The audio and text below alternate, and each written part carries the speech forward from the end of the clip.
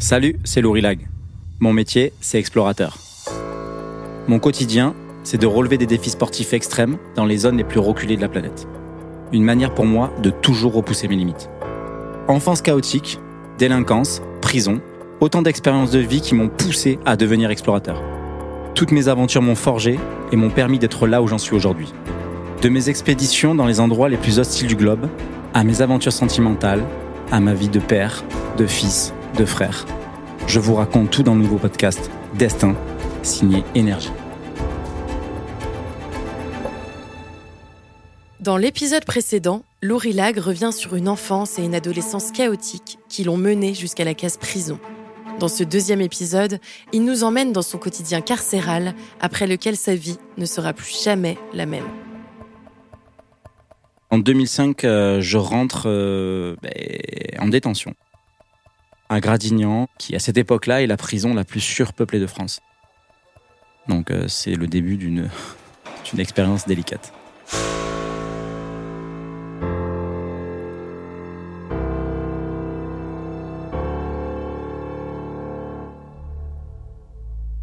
Le chemin carcéral, c'est un chemin qui est très particulier, puisque déjà, tu perds ton humanité. Tu deviens un produit ou un animal, tu choisis. Du commissariat de Bordeaux, tu passes devant le juge, et dans une affaire classique, tu as ce qu'on appelle mandat de dépôt. Un mandat de dépôt, ça veut dire que tu es incarcéré pendant que l'affaire est en cours, et que tu peux rester tout le temps de l'instruction de l'affaire, tant que le dossier est ouvert. Donc ça peut aller de 12 à 24 mois. Après quoi, tu as effectué le maximum d'un mandat de dépôt. La particularité du mandat de dépôt, c'est que dans mon cas, je suis un voyou, mais tu as des mandats de dépôt pour tout et rien. Un mec qui a fait un braquage peut aller en mandat de dépôt, un mec qui n'a pas payé 36 PV peut aller en mandat de dépôt, et ainsi de suite. Gradignan, à cette époque-là, c'est la prison la plus surpeuplée de France, et elle a 6 étages. Les étages sont classés par violence. Le 1, c'est ce qu'on appelle la pique. Les piqueurs, c'est les violeurs, les gens qui ont abusé des enfants et tout. Donc, c'est un étage à part. Ils sont pas mélangés avec les autres détenus, sinon c'est des gens qui se font tuer, frapper, violenter. Moi, je suis au 5e étage. Je suis au chauffoir, dans la cellule 525. C'est une cellule qui est au-dessus de la salle des machines, qui alimente toute la prison. Et donc, nous sommes 6 à 8 détenus par cellule. Faut s'imaginer, une cellule, quand on est 2, c'est 4 mètres carrés. Quand on est 6, c'est 8 mètres carrés. Dans une cellule comme celle-là, la particularité du mandat de dépôt, et ce qui pour moi est très violent, c'est que tu peux être, et c'est ce qui m'est arrivé, tu peux être en mandat de dépôt avec un mec qui a fait un Brinks, une attaque de fourgon blindé, et qui a tué 2 convoyeurs de fond. T'as le gars qui a fait un sac à main avec le gars qui a fait un Brinks. C'est plus un camé qui veut s'acheter de la drogue et qui va taper un sac à main de grand-mère, c'est un gangster. Mais comme on est en mandat de dépôt, on est tous ensemble en attente de notre jugement. Moi, je me retrouve en détention avec des profils complètement différents. Des dealers, un gars qui a fait un sac à main, donc qui est plutôt un junkie malheureusement.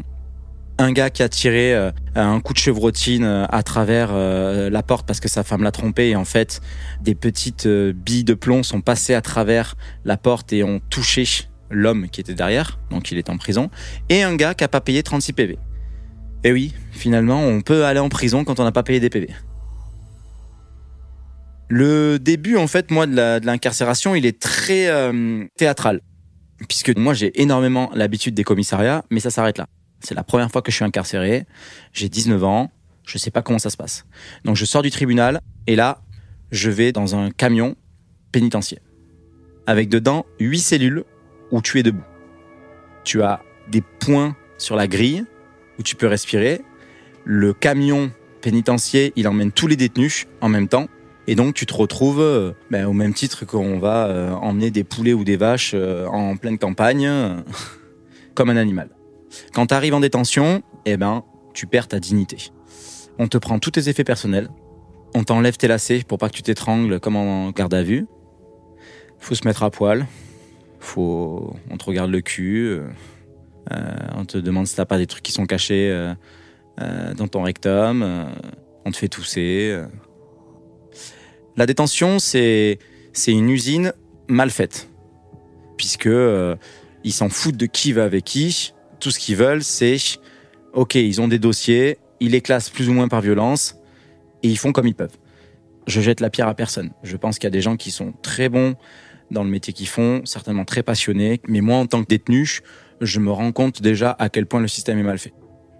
Je me retrouve donc au 5e étage, et en fait, il y a une petite particularité. C'est que comme moi, je suis incarcéré le dernier, les gars qui sont là avant moi ont fait courir le mot que je les avais balancés.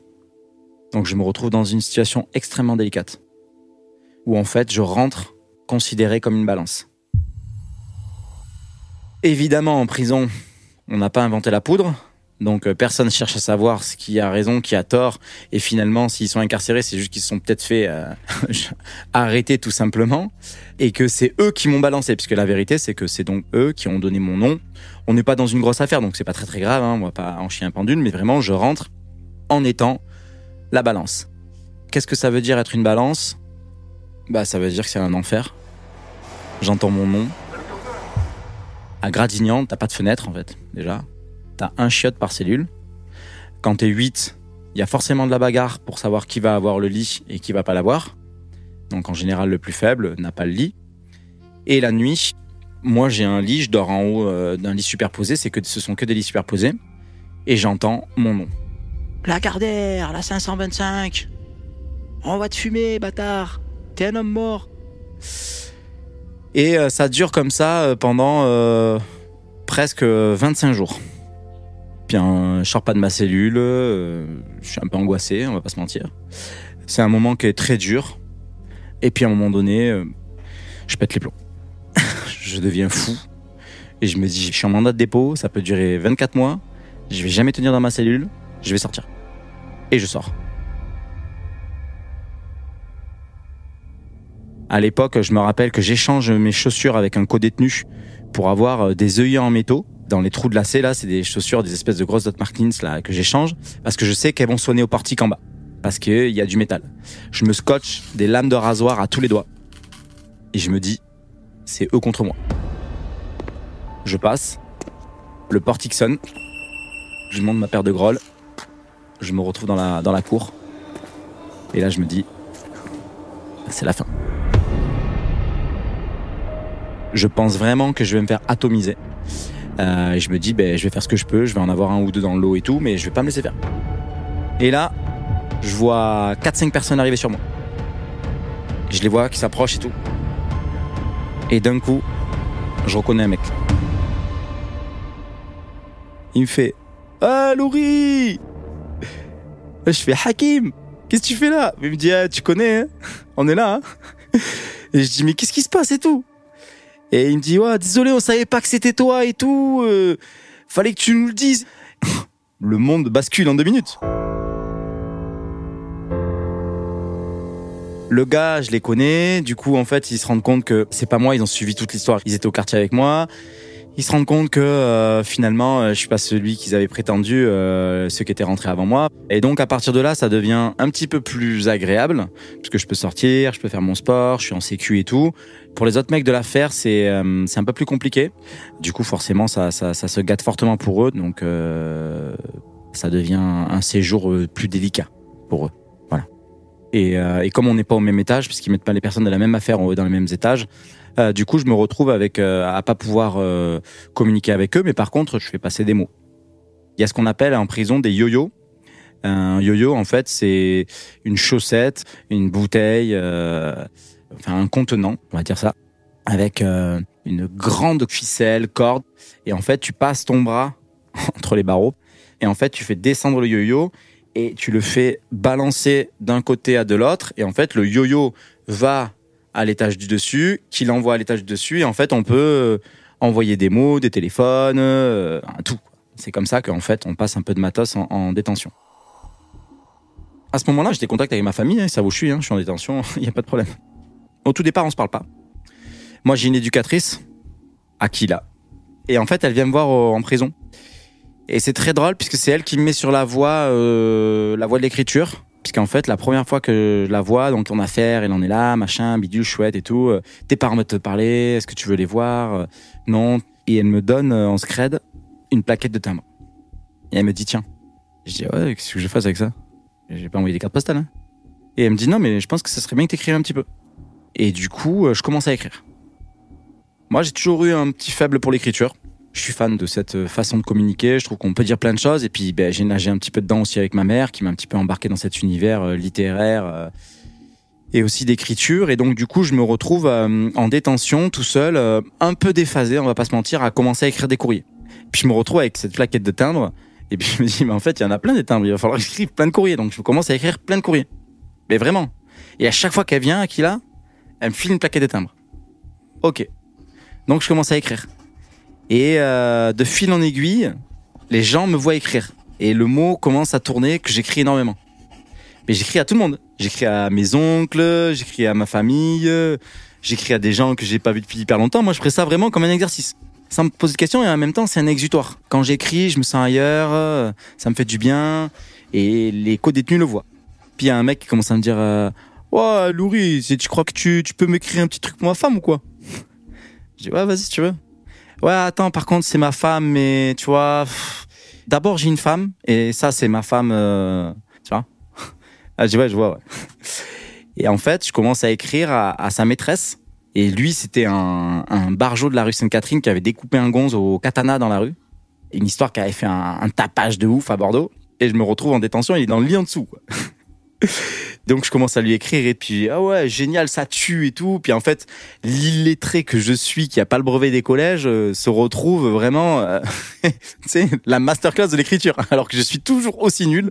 Je suis à chier en orthographe. Et puis finalement, ça fait tellement le bruit que je commence à écrire pour des étages différents.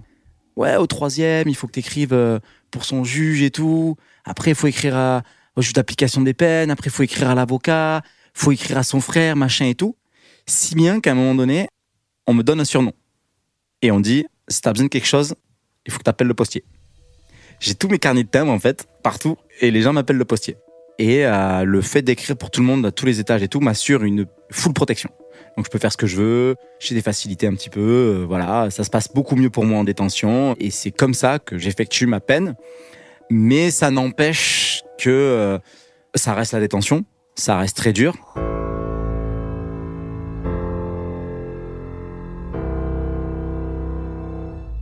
Tout ce que tu as besoin, tu dois le cantiner. Donc en gros, tu reçois un catalogue, ta famille, tes amis créditent un compte en détention. Et avec ce crédit-là, tu peux cantiner.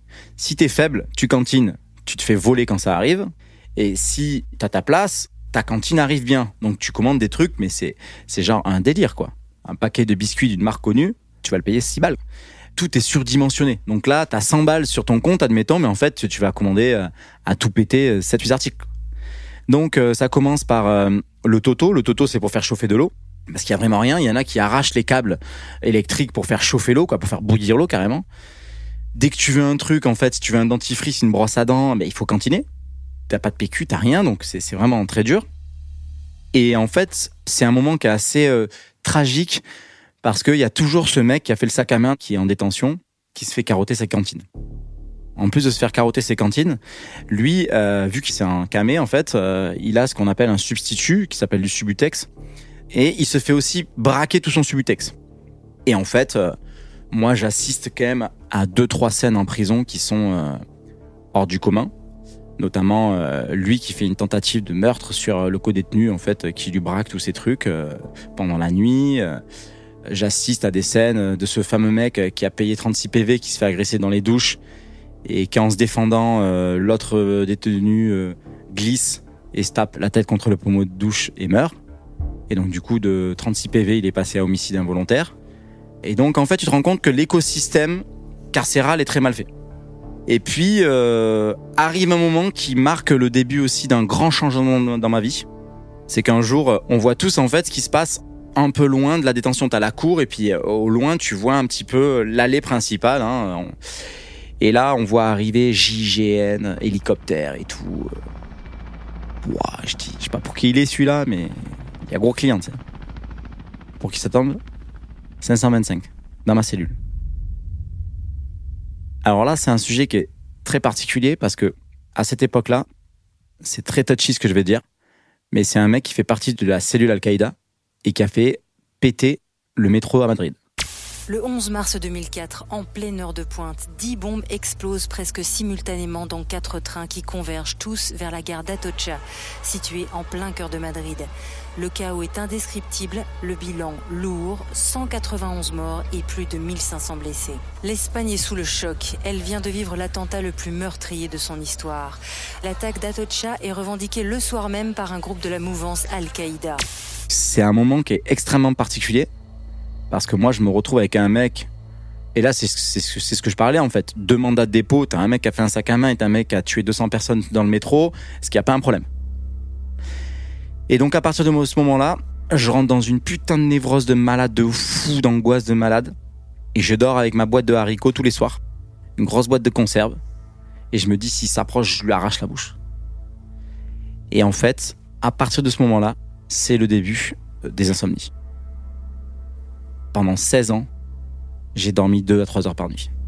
Ça a littéralement changé ma façon de dormir. Et en fait, j'étais tellement en angoisse de ouf que je suis devenu insomniaque. Et ça m'a suivi à l'extérieur de la détention. Et en fait, j'ai plus jamais réussi à retrouver un cycle du sommeil normal après ça. Je fais un peu moins d'1 an en détention, mais j'ai effectué mon 20e anniversaire en prison. C'est un moment qui est assez particulier puisque toute personne qui naît avec la liberté ne peut pas imaginer la chance qu'elle a. Et quand on t'enlève ta liberté, tu comprends à quel point la vie est précieuse. Et le simple fait de pouvoir respirer, de marcher, de pouvoir aller là où tu veux, quand tu veux, est une chance inouïe. Et je m'en suis rendu compte à mes dépens, malheureusement. Mais ça a été aussi quelque chose de vachement intéressant puisque ça a été le début d'un bouleversement dans ma vie. J'ai eu beaucoup de temps pour réfléchir. Et c'est le moment où j'ai décidé de pardonner à mon père. Et donc, je me rappellerai le parloir. En fait, le parloir, c'est une petite pièce où tu descends de ta cellule pour aller discuter avec ton avocat, ton éducatrice pour moi, ou tes parents, un membre de ta famille. Et je me rappelle ce moment dans le parloir où je dis « je te pardonne ». Et il s'effondre en larmes dans le parloir. Et puis, ça marque le début d'un processus qui a été terriblement long. Puisque après ça, il m'a fallu presque 5-7 ans, encore une fois, pour continuer à travailler sur le pardon et tout ça, mais ça a pris beaucoup de temps.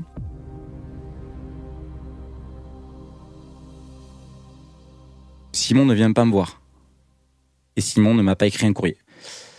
C'est sa manière à lui de ne pas être d'accord avec ce que je fais, de me dire sa tristesse aussi. C'était sa manière à lui de me dire que j'avais dépassé les bornes, que ça soit avec lui, mais avec la famille aussi, et que ce que j'étais en train de faire vivre à notre famille, c'était terrible. Et donc, il me l'a fait payer, en quelque sorte. Ça m'a fait beaucoup de peine. Mais je connaissais bien mon frère aussi, donc je savais que c'était sa manière à lui de me dire qu'il m'aimait et que voilà, et que j'avais déconné. L'amour, à ce moment-là... c'est compliqué.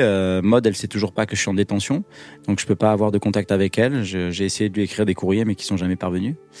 Malheureusement, la suite de ça, j'ai décidé que je me ferais plus jamais avoir, et donc en fait, dans mes relations amoureuses, que je contrôlerais tout.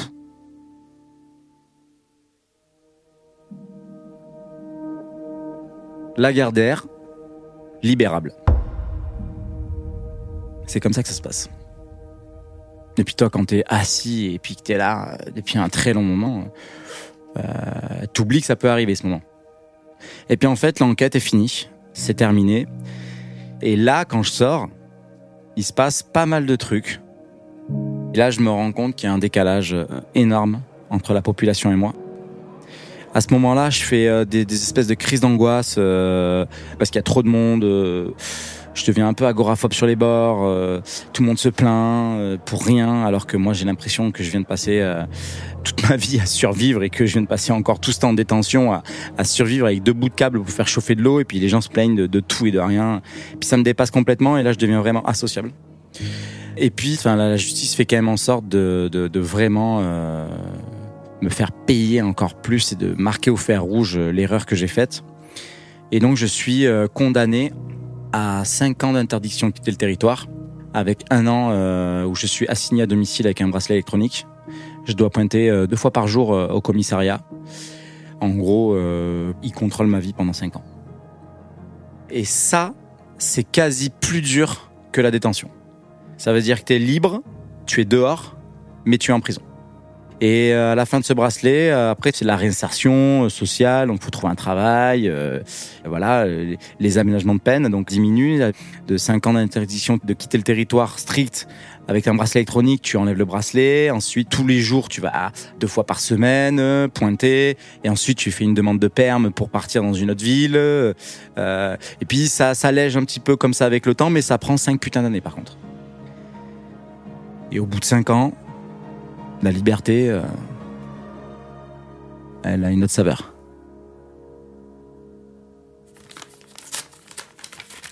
C'est ouf parce que tu reçois juste un courrier chez toi qui dit vous êtes donc machin, truc, bidule, chouette et tout. Et tu lis le courrier et tu te dis ça veut dire que ça je suis libre ou... Tu le relis, tu sais, puis je comprenais pas vraiment.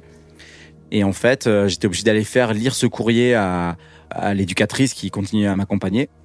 Et effectivement, c'était terminé. J'avais enfin payé ma dette à la société. Et donc, de 19 ans à 25 ans, que ce soit à travers 4 murs ou à l'extérieur, j'ai été emprisonné. En fait, le seul échappatoire que j'ai à ce moment-là, c'est une demande de permis au juge pour repartir à Montpellier, là où j'ai effectué ma cavale. Et à cette époque-là, Montpellier, c'est une ville qui est ultra festive, ultra étudiante, ultra tough. Et mes potes font des soirées où je découvre en fait les stupéfiants.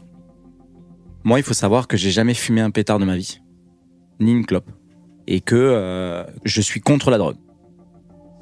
Et que quand, en fait, il m'en parle, il me dit « mais vas-y, teste, tu vas voir, ça va te faire du bien et tout », je me refuse catégoriquement ça.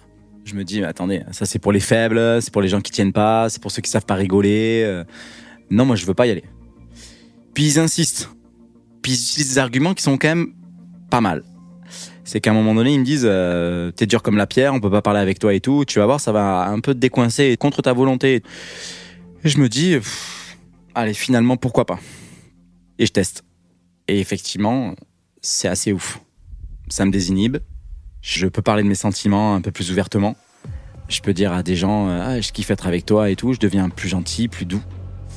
Il y a ce qu'on appelle du speed, de la coke, des extas, un peu de tout.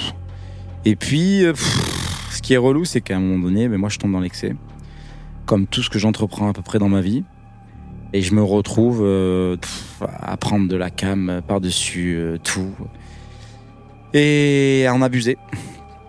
À 21 ans, après une soirée beaucoup trop imbibée de tous les produits, je me retrouve à avoir des sensations particulières. Je m'étouffe à un moment donné, je fous les doigts dans ma bouche et je sors mes doigts et il y a du sang. Et je fais un énorme bad trip de ouf. Et je me dis, c'est quoi? Je sors, je suis en after, il est midi, ça fait 3 jours que je me pulvérise. Et là, en fait, je commence à monter en crise de tachycardie et tout. Et je sens qu'il y a quelque chose qui se passe pas bien dans mon corps. Et je me rappellerai toute ma vie ce moment, puisque je regarde mes potes, je leur dis, ok, on a 15 minutes pour aller à l'hôpital. Je suis dans la voiture, ils conduisent à 200, on est à 7, je me rappellerai toute ma vie. Ils brûlent les feux, je tiens. J'arrive au comptoir, arrêt cardiaque. Je me rappelle absolument de rien.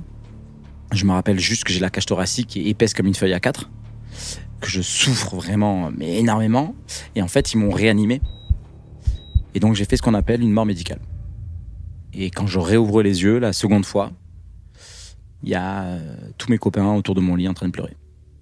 Et c'est donc une autre manière d'être dans la survie, encore une fois.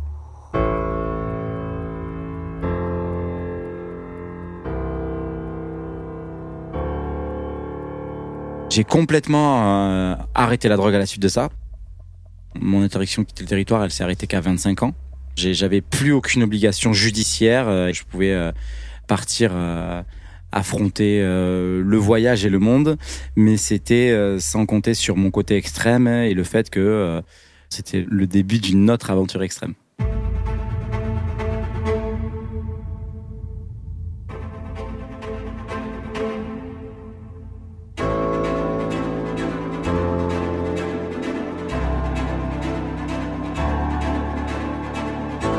Merci d'avoir écouté cet épisode de Destin. Destin est un podcast énergie imaginé par Pauline Borgia et Sarah Conan. À la production et à l'écriture, Valentine Audanque et Anaïs Kopman. Cet épisode a été réalisé par Cédric Ledoré. Pour ne rater aucun épisode, abonnez-vous sur votre plateforme d'écoute préférée et bien sûr, rendez-vous sur le site et l'application Énergie rubrique podcast. À très vite pour un nouvel épisode.